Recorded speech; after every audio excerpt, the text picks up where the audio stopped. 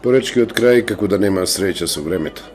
Без оглед на минатото, кога се чинеше дека оди во чекор со модерната цивилизација, поречието повторно се враќаше назад, како да не се случило ништо.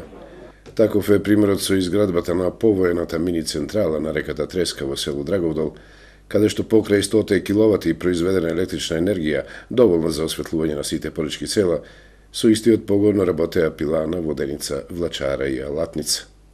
Повеќе од тоа, во текот на денот, поради намалена потрошувачка на електрична енергија, работеа водени пумпи кои ја изфрлаа водата во резервоар на одредена височина, од каде пак се наводнуваше Драгодолското поле, на чија почва немаше зеленчук, овошје или житарица, што не успеваше. Со денешната политика за ублажување на електроенергетската криза, мини централата во Драговдол би добродошла, ама за жал доцна е. Си замина стручниот кадар, селото се испразни, вораниците се испостија, домовите постанаа трошни и неупотребливи. Во овој случај, изгледа, поречието оживееше далеку пред времето чин, кој ќе го спречи да се снајде низ денешниот лавиринт на економски обстои.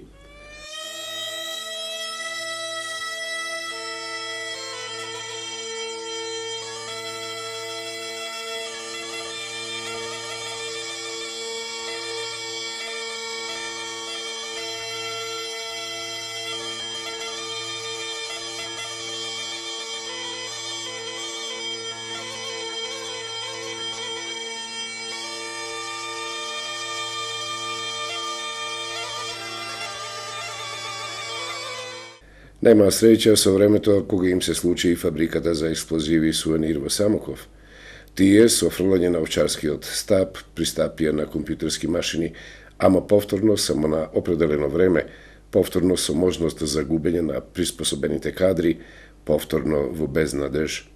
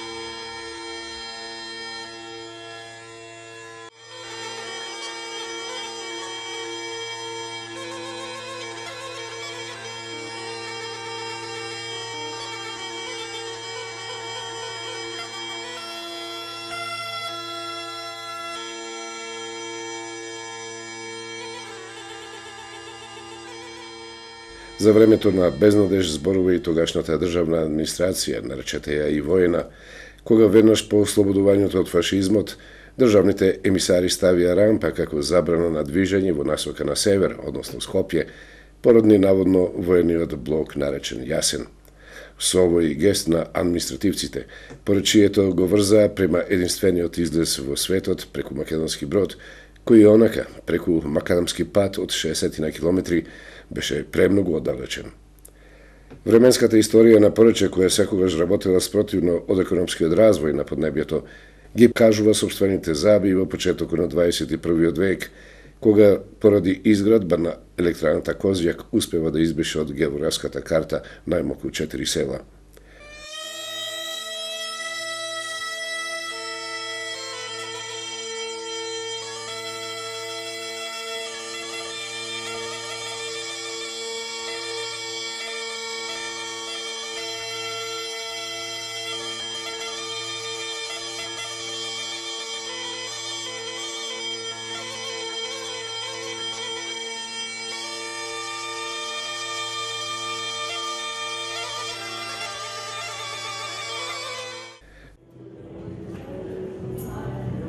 Без оглед и колку да звучеше песимистички погледот на поречката историја, денес не е толку црно. Се чини дека поречени љубоморно го чуваат она највредното – духовноста, која се одразува со безброј на духовни храмови од периодот на раното христијанство, со манастири богати со духовност во чии олтари се чуваат мошти од најголемите светители, со обичаи кои ден денес се негуваат и со верба во иднината на овој економски осиромашен крај. Вториот дел од овој запис ќе биде посветен токму на тоа непроценливо духовно богатство и тоа на големиот христијански празник Великден, кога во Македонски Брод се насобраа голем број на верници, како би присуствувале на единствениот чин во православниот свет – носење кули.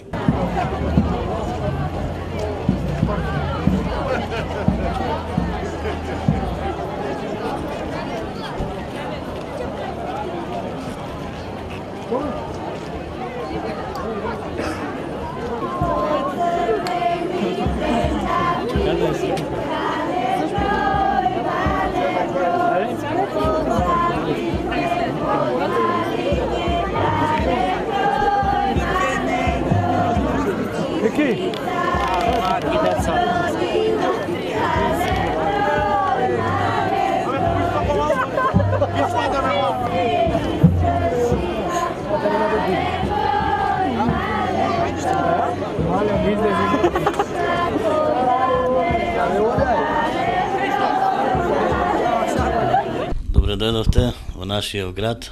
Поздрав до сите православни верници и од се срце им го честитам Воскресението Христово со торжествениот поздрав Христос воскресе, навистина воскресе.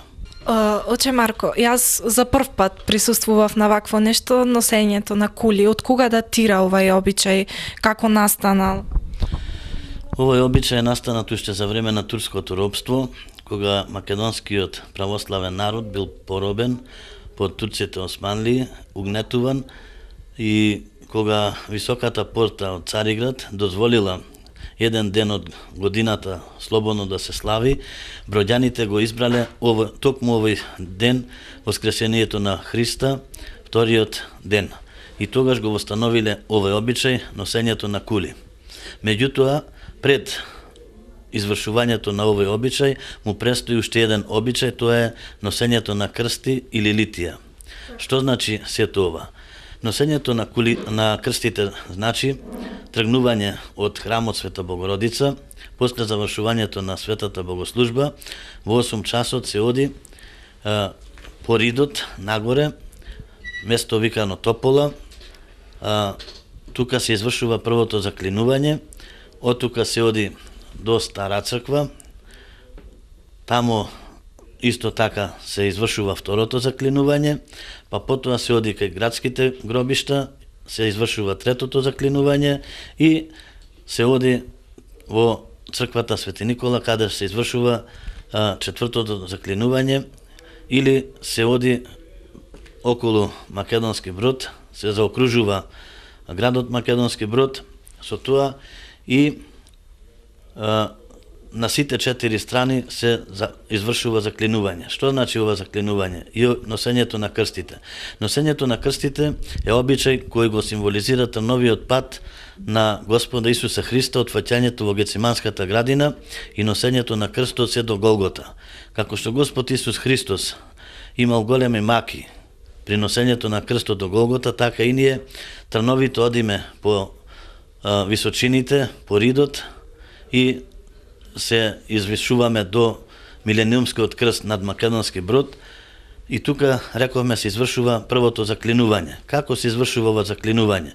Ова заклинување се извршува во еден даб, каде се прави со секира крст, потоа со сврдел во средината на крстот се буши, дупка, во таа дупка свештеникот става леп, кој го символизира телото на Господа Исуса Христа, со зборовите Христос воскресна од мртвите, со смртта ја победи и на тие во гробовите живот им дарува.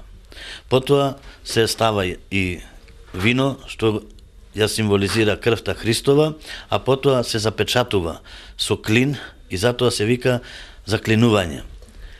Ова значи, како во пролет, кога дабот ја живее, ќе едноставно ќе воскресне, така и Христос од гробот воскреснал и дал нов живот. Ова се прави на сите 4 страни од градот, а потоа во 12 часот се стигнува повторно во Централната црква Света Богородица, каде граѓаните идат со ручек, си носа секоја домаќинство ручек, се седнува на трпезата, ручуваат, а потоа се изведува и обичајот каленчице, маленчице. Тоа се прави на следниот начин. Девојчиња облечени во народна носија, ја прават шпалир, низ тој шпалир сите присутни во кругот на црквата излегуваат од храмот, а девојчињата ја пеат каленчице, маленчице, кален број, мален број и Христовото, тропарот на Христовото воскресение.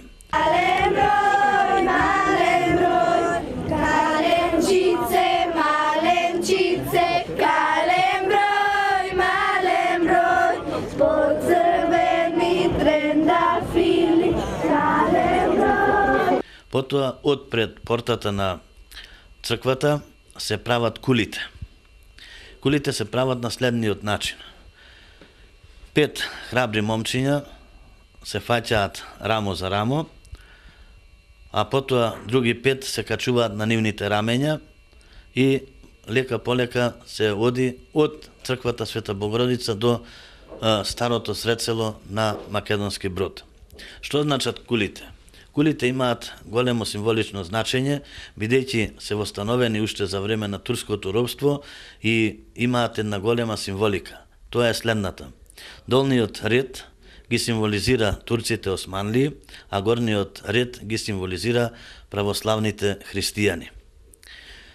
Православните христијани од Македонски Брод во тоа време имале само една цел, дека ќе дојде време кога ќе му се згази на главата на непријателот и слободно, не само еден ден во годината ќе се прославува слободно најголемиот христијански празник Воскресението Христово, туку ќе има секогаш слобода и православниот човек.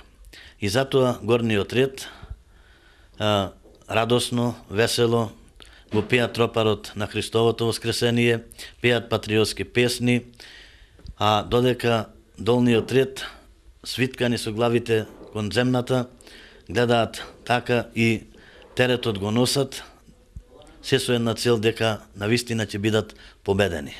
Дали традиционално секоја година се изведува овој обичај?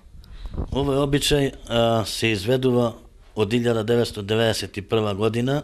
Ние знаеме од познатите околности за време на комунизмот, ни беше забрането да се излегува надвор од храмот, меѓутоа никогаш не престанал овој обичај да се носи, да се прави, зашто до 1991 година се изведуваше околу црквата. Кулите се носеа околу црквата. А од 1991 година со осамостојувањето на Република Македонија и со давањето на целата слобода на луѓето во вероисповеста, овој обичај и другиот обичај носењево на крстиве се изведува надвор од храмот.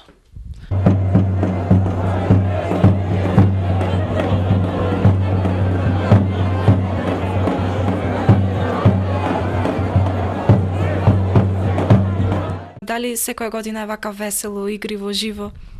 Па да, секоја година е вака весело и од година во година се повеќе и повеќе зема замав и интерес не само овдека во нашава околина, не само во Република Македонија, туку благодарение на електронските медиуми, на пишаните медиуми, овој обичај се пронесе и се расшири низ целиот свет, така да има огромен интерес и надвор од границите на нашава република, така да во скоро време ќе бидат овој обичај и интернационален, што значи дека ќе имаме гости и од Република Србија и од Република Бугарија.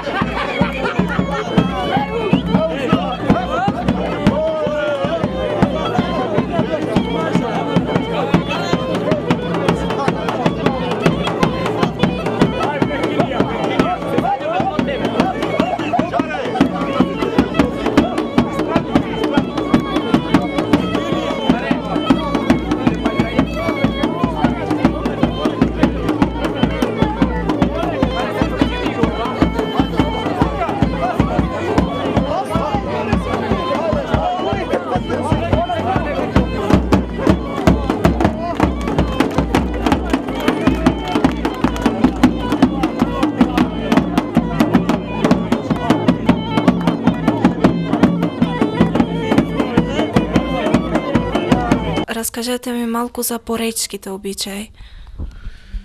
Па, како и секаде така и овде како Порече се изведуваат сите црковно-православни обичаи, како за овој празник, така и за сите други православни празници. Меѓутоа, посебно големи обичаи се врзуваат токму за великденските празнувања. Како и секаде, така и овдека на Велики четврток се вапцуваат јајцата, потоа присутноста во црквата од страна на младите луѓе ме радува, е се поголема и поголема. Тоа се покаже и оваа година, што навистина имавме најголема посетеност во последниве 10-15 години, откако овој обичај се изведува вака слободно, и се надевам дека понатака ќе биде посетеноста се поголема и поголема. Исто така, можда влеговте во светиот храм, видовте дека тука е гробот на Господа Исуса Христа, се извршуваше опелото на Велипеток, распнувањето негово на Величетврток, читањето на 12 страдални Евангелија, потоа во Велика сабота во 24 часот воскресенска утрена со трикратно опкот околу црквата, и во 12 часот ги изговоривме зборовите Христос воскресна, ги поздравивме присутните со торжествениот празник Христос воскресна, навистина воскресна.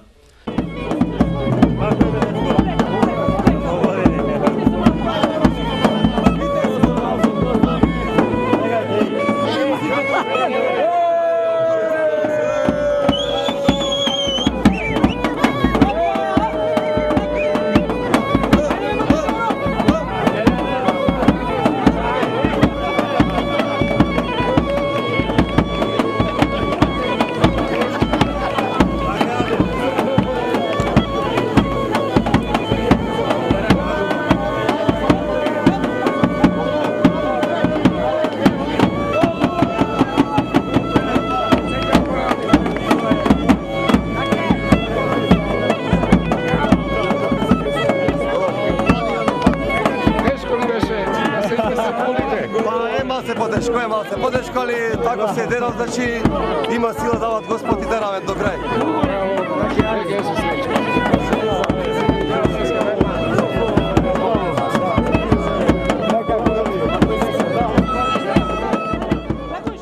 Порече по духовните вредности не заостанува нити за Тухрид, нити за Света Гора.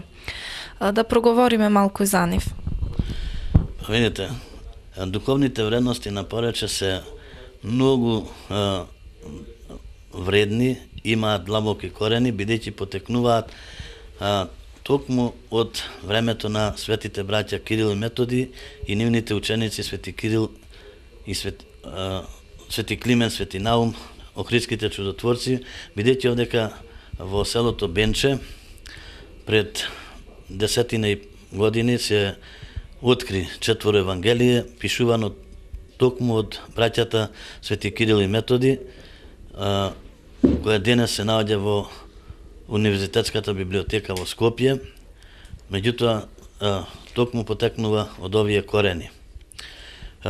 Порече како една целина, обградена со високи планини, до ден денеска, како иако е центар на Република Македонија, сепак тоа е одвоено од цивилизацијата, и заради тоа не само духовните вредности, туку и цело културно-историско богатство, како да е не знам каде далеку, а сепак е тука до нас, како да е длабоко скриено во подземните длабочини, меѓутоа тоа е тука. Порече изобилува со 17 цркви од поствизантискиот период, има повеќе манастири кои се разрушени, има и една лавра во селото Кичин, каде што најдовне токму со газдата на Морис, господинот Јован Трпески, во 90-тите години, камен крст со височина 2 метра на 1,20 м краците, со надпис на 3 цркви: Свето Преображение, Свето Воскресение и Свети Илија, што значи дека духовните вредности се овдека многу големи. Во црквите во Порече исто така има големо културно-историско богатство, вредни предмети, непроценливи вредни икони, преку 400 имаме вредни икони, потоа имаме свети утвари, имаме книги многу и така натаму. Што значи дека Поречието изобилува со многу културно-историско богатство. Освен со културно-историско богатство, Поречието е богато и со вредни пештери, кои денес полека и полека се откриваат и ќе дојде време кога целиот свет ќе се чуди какво богатство се крие овдека во Поречкиот крај. Ние до вчера ја знаевме постојна јама како една пештера која со огромно богатство, меѓутоа со сталагмити, сталактити, меѓутоа овдека Слатинската пештера и Величката пештера се многу побогати со сталагмити и сталактити него постојнска јама. Меѓутоа, реков, тие како да се длабоко закопани во земјата и не се достапни на граѓаните да ги видат, на посетителите. Меѓутоа, еве денес, полека, Порече се отвора кон светот, Порече го запознаваат многу луѓе и Порече денес е гордо што навистина е Порече, затоа што природата е онаква каква што Бог е создал, неосквернета од човечката рака. Во Порече има се што го нема никаде, вредни плодови, цреши, јаболка, костени, што се онака по природна база, без никакви отрови, чисто природни онака како што Бог ги создава. Повелете во Порече и ќе се убеди секој дека навистина Порече она како што го кажуваме. Оче Марко, јас ќе ви се заблагодарам за тоа што не примивте овде. Сега ние сме наред да ве поканиме, дојдете во Охрид, да уживате малку и во убавините на Охрид. Уште еднаш ќе ви го честитам празникот и за многу години. Ви благодарам и јас на вас што ете не удостоивте на овој наш христијански голем празник, празникот на празниците, Воскресението на Христа Великден, да бидете присутни и да ги забележите со вашата камера нашите обичаи, да ги принесете пред аудиториумот на телевизија Морис и ви посакувам секое добро и јас ви ги возвраќам честитките со торжествениот празник Христос Воскресе. Нека е за многу години.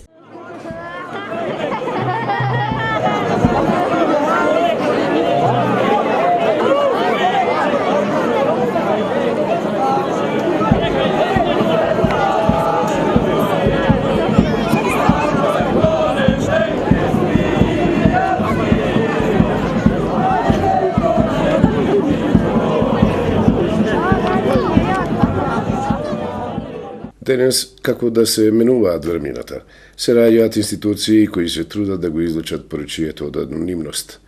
Таков е случајот со ликовната графичка колонија, која по обликот на творење, графика преку дрворез, е единствена на Балканот. Таа се одржува секоја година и на неа земат учество ликовни уметници од целиот свет. Би рекле дека уметноста е над времињата и представува неизбришив патоказ на човековото творештво, каде што се забележува минатото и днината. Незината цел е да ја вреднува човековата доблест и да даде нешто препознатливо, човековото возвишение и најсуптималниот емоционален развој на човековото мислење и изразен преку начинот на творење. Графичката ликовна колонија е формирана во 1996 година и товарот го поднесе координаторот, ентузијастот Славко Тренковски Лог, кој со цел да ја даде на графиката вистинско место, собирајќи неколку академски графичари, оставајќи белег токму на Пешна и Леандра, за Мало за Локвица, за Поречието, за Македонски Брод. Од тој момент Македонски Брод минатото го поврзува со иднината, а иднината во вечноста ќе најде своје место и во тоа успеа да стане центар на графиката, а дворзот како графичка техника пресликана во хартија ни зборува за светски настани. Во сите овие изминати години графичката колонија има за цел подигнување на ликовната уметност преку јавно печатање, демонстрирање, симпозиуми, изложби, како и поврзување со Македонски брод, со Балканот и Европа. Работејќи сите овие години, интернационалната графичка колонија во дрво организираше безброј изложби во Македонски брод и низ повеќе градови во Македонија, а и успеа повеќе пати да биде представена во неколку други држави, онака како и доликува, го заслужува она највредното што останало во графиката. Графичката колонија на ДВР се замислена како манифестација која ќе ги сублимира сите досегашни препреки, настани кои градот ги има како проекти, така и една од важните задачи е презентација на изработени графички листови.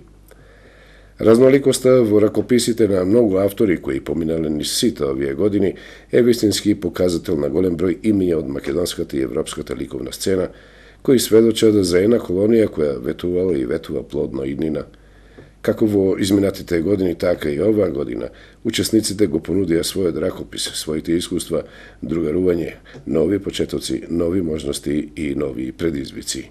По 17 пат се представува ликовната графичка колонија на оваа изложба во Македонски брод, на која зедоа учество 12 уметници, што уште на првата година кога започна ова колонија, кога тогаш не пратеше телевизија Морис, кога и самите рековте дека тука се 12 величествени уметници. Така се повторува скоро сите години. Голема благодарност за што обстојува ова колонија е Министерството за култура на Република Македонија, што сите години не помага. И би требало и понатамо да обстојува, но за да обстојува би сакал да се вклучат и други лица од Македонски брод кои можат да помогнат, а тоа треба да го направат. Затоа што досега многу слабо за ова колонија некој подпомогнале, што мислам на првите години беше тоа, но сега ова година се вклучија и некои други, како Рут Проинг, Мустакас, тука од Македонски брод и некои други, и би сакал ова колонија за да обстојува, да биде вечна, да се вклучиме сите заеднички да допринесуваме. Та панцурка кај да свири, зубор води, носи глас, дух поречки нас не води, на огништа родни пак. Дух поречки нас не води, на огништа родни пак. Заиграјте